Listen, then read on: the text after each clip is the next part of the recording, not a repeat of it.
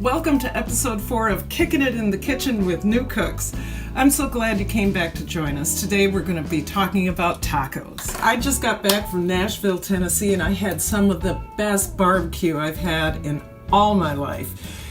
Nashville is such an interesting city. They call it the music city for a reason, because anywhere you go, there's music. And any place you go in, there's somebody playing honky-tonk or the blues or country. It's just amazing. The one thing I didn't get in Nashville, Tennessee was tacos. So I got lots of barbecue, but I got no tacos. And guess what? It's Taco Tuesday. So last week we made our taco seasoning, and what I'd like to do is put this to good use. I'll put a link to this recipe in the description or else in the card up above. So you guys, tacos are a really easy beginning recipe because basically all you have to do is brown meat and chop some vegetables. You'll also have to grate some cheese. You'll also have to use some sort of shells. I use Ortega white taco shells because I like them. And I just need to let you know that we're doing Tex-Mex, not Mexican. This is not authentic Mexican food. This is authentic Tex-Mex. So here are those ingredients. There's the avocado, your cilantro, your red onion, your red tomato, your jalapeno pepper. I like to use pepper jack cheese because all of you know I like heat, and your ground turkey, or whatever ground meat you prefer. Okay, we're gonna start by cutting up our jalapeno. If you know anything about me, I either have a tendency to cut myself or I have a tendency to cut the jalapeno, get the juice on my hands and stick it in my eye or other body parts, and that's just not pleasant. So if you're like me, I suggest you wear gloves. We're gonna cut the top off, cut down the middle. It's always good to have a garbage bowl. Take a spoon and scoop out the center. Get rid of the seeds. If you want it hotter, leave the seeds and the ribs in there.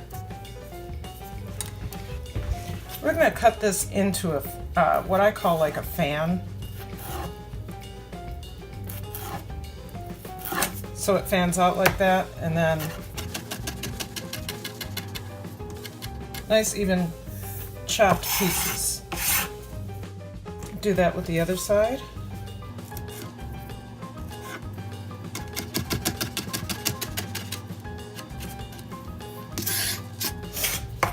And there are jalapenos. Next, I'm going to do my tomato.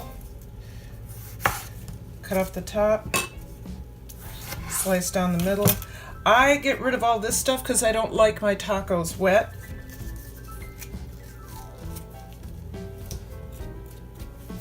Do the same thing with the fan idea.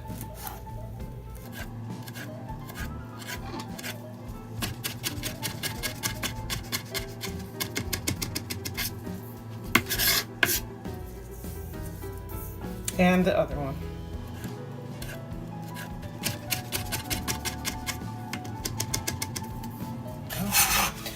When you're doing the fan on both the jalapeno and the tomatoes, that gets the tomatoes and the jalapenos in a uniform size, which is more pleasant to the bite perhaps, or it's more pleasant to the eye. Okay, here's a lesson for you. If your onion has gone bad, all you have to do is cut down to a good part.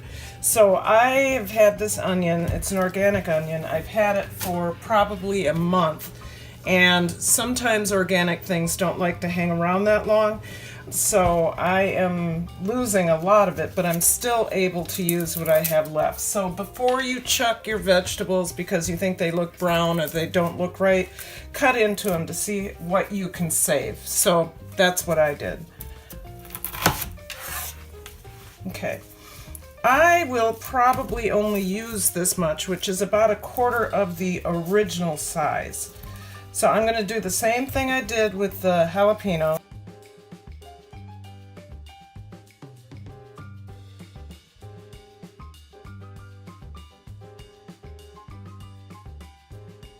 I chop down and cut this way, and then I can go here, and it's about the same size as jalapenos, and tomatoes.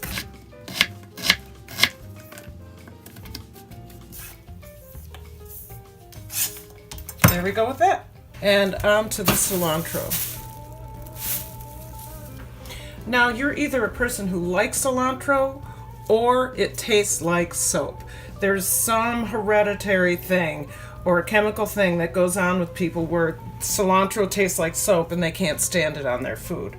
I happen to like cilantro, so I'm going to go ahead and use it. So I don't have any uniform way of chopping it. I just do that. That's about enough.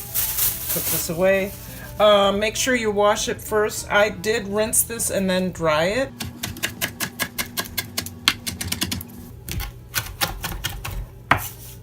Knife skills.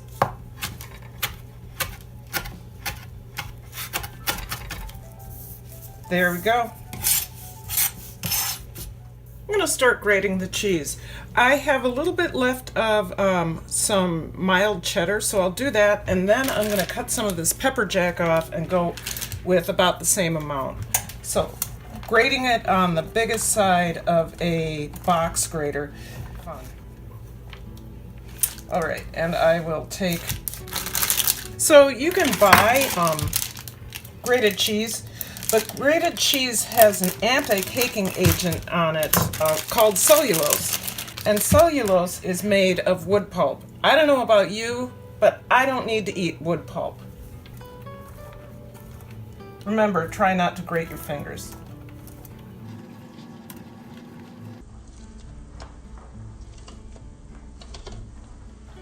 So make sure your pan is well oiled. I use peanut oil, but you can use any kind of vegetable oil or olive oil.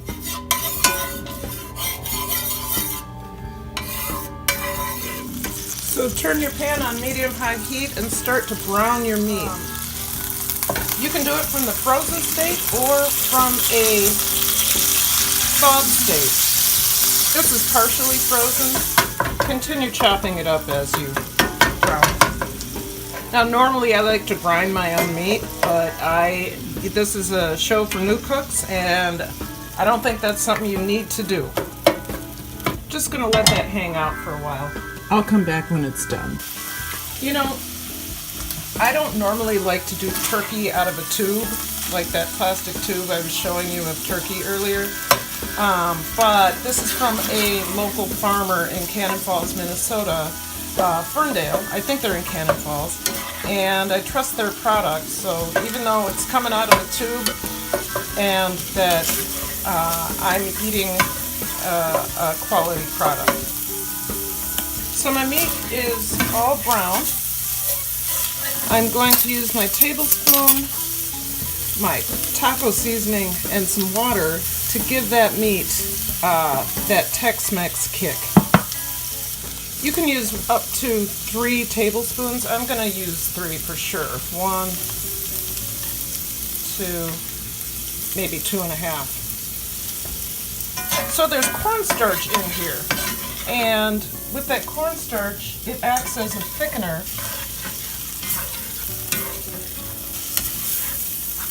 So we get that taco meat texture. Remember, this is Tex-Mex, not Mexican. There is a difference. I'll share that with you in the comments below. What's the difference between Tex-Mex and Mexican? There we go. Good.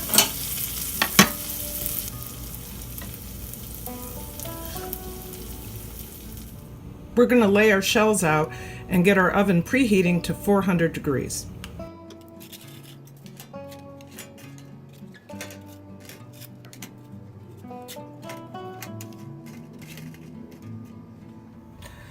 It's not 400 degrees, it's 375. Huh, it's a good thing I didn't make that mistake.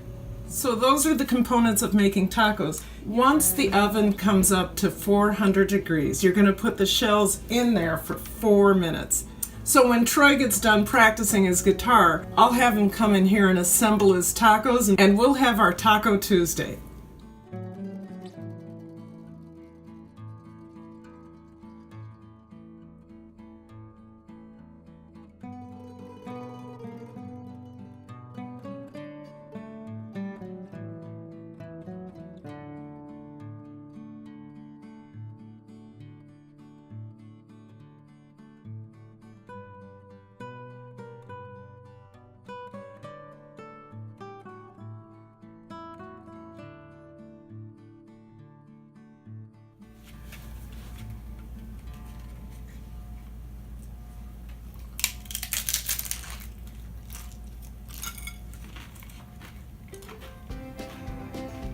Well, I hope you learned something today on kicking it in the kitchen with new cooks. I'll be back next week with another episode. Remember to like and subscribe and click the bell so that you know when I'm coming back into your kitchen.